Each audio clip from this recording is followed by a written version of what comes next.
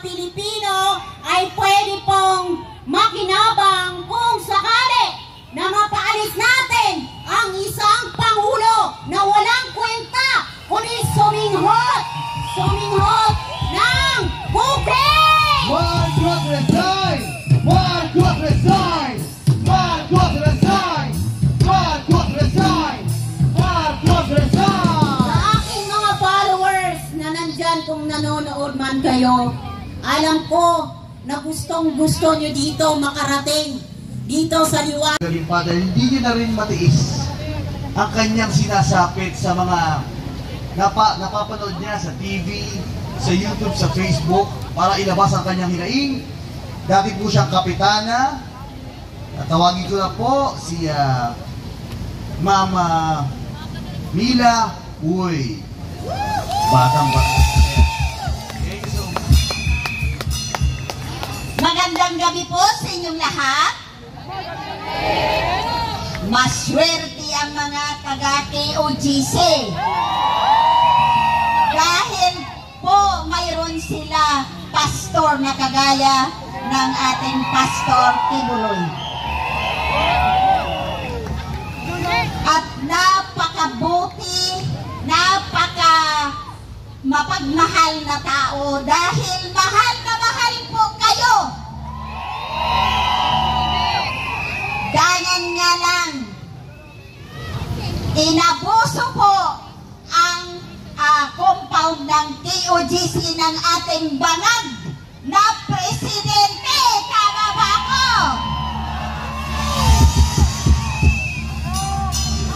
Ako po nga pala si ex-kapitana Milaoy. Former po ako na kapitan sa lugar namin sa Caloocan. Meron po ba taga Caloocan dito? Ako po ay nanungkulan ng 2 termino. Ako po nung pagpasok po ng bilang presidente ng ating nakaraan administrasyon, si Mayor si Tatay Digong, ay ako po naging kapitan sa aming lugar. Pero dahil nga sa tatak Duterte, hindi ho ako binigyan ng magandang panunungkulan dahil ginugulo po ako ng aking kalaban na tao siya ngayon ng gobyernong bangag. Bangag!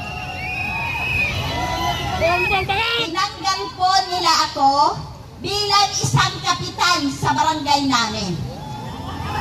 Dahil lang sa utos noon ng ating presidente ng Rodrigo Duterte na mayroon sulat noong panahon ng pandemic na sabi sa sulat doon, kung mayroon kayo mga bakante na lote, pwede ninyo pagtaniman hanggat tayo ay nasa pandemic. Ang ginawa ko naman dahil meron po sa amin bakanting lote, ay bigla ko pong tinaniman dahil ginagawa lang naman ng basurahan. Nagtulong-tulong kami na mga taga-barangay para maisaayos.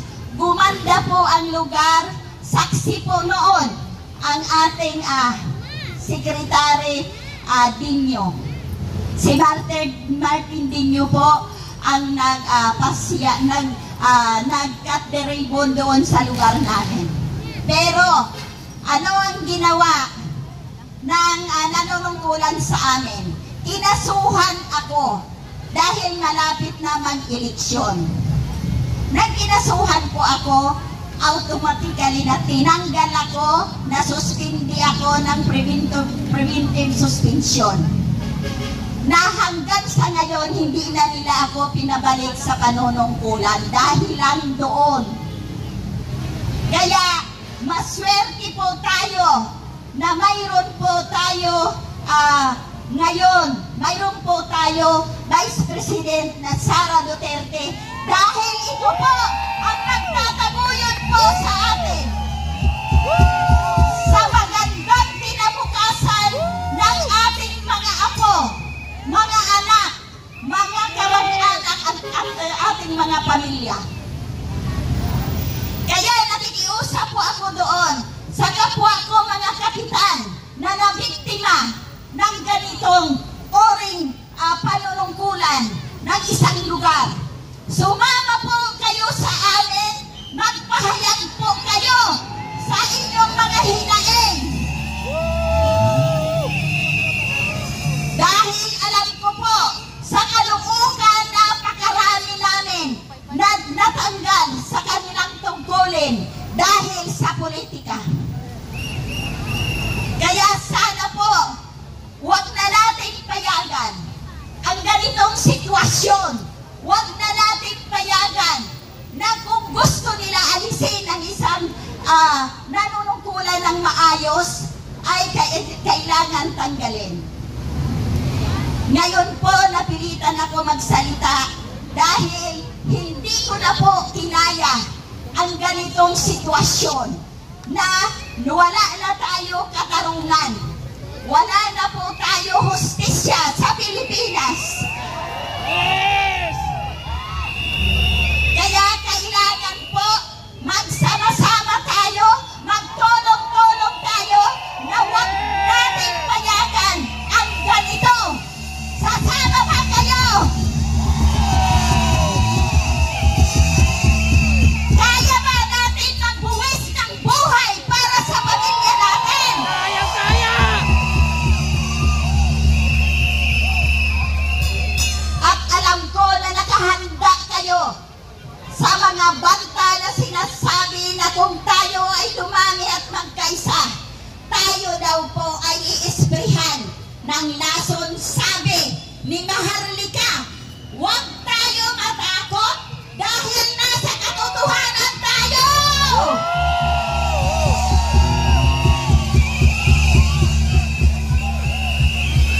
Pag tayo ang nasa katotohanan, alam ko na hindi kayo matatakot.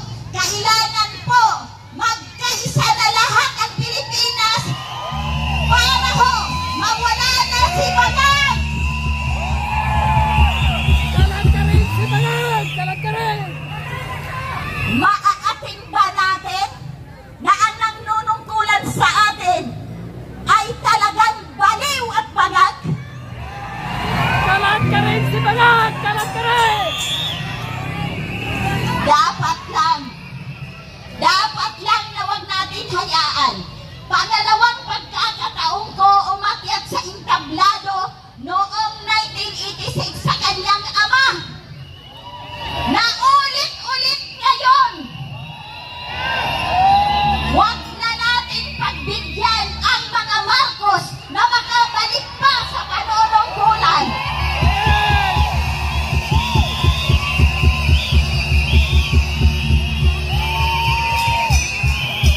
Isama pa natin ang mga nakatabi sa kanya. Kagaya po ni Tambaloslos. Wala yan ay tutulong.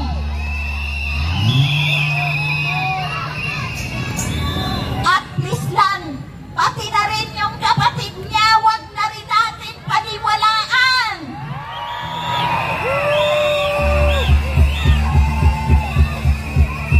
Si Abalos, hindi na rin natin dapat paniwalaan.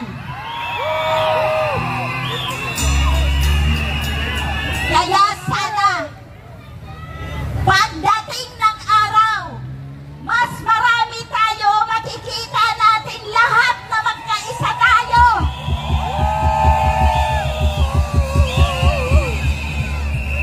Para matigil na ito na mga katarantaduhan nila dyan sa Malacanang. Magandang gabi po sa inyong lahat. Maraming salamat kay former Barangay Captain Mila Oy. Ayos, mga kababayan, ito po'y dagdag na panawagan. Bukas bago tayo bumalik dito, mag-invite na po tayo ng mga kaibigan, kapamilya natin, sapagkat magtitipon-tipon ang lakas ng mamamayan sa Liwasang Bonifacio. Sa mga vloggers, sa mga taong bayan, gamitin ang cellphone to invite every 4 o'clock and 5 o'clock assembly time, Liwasang Bonifacio, kampuhan ng mamamayan. Tumayo po tayong lahat. Please, magtipon-tipon ang nasa paligid, congregate. Please, lahat kayo, tayong lahat. At ibibigay ko po ang muling bahagi nito kay Brother Franco at ganun po kay Brother Ricky sa pangunguna sa ating community prayer, community songs, at ang mga final guidance for the night.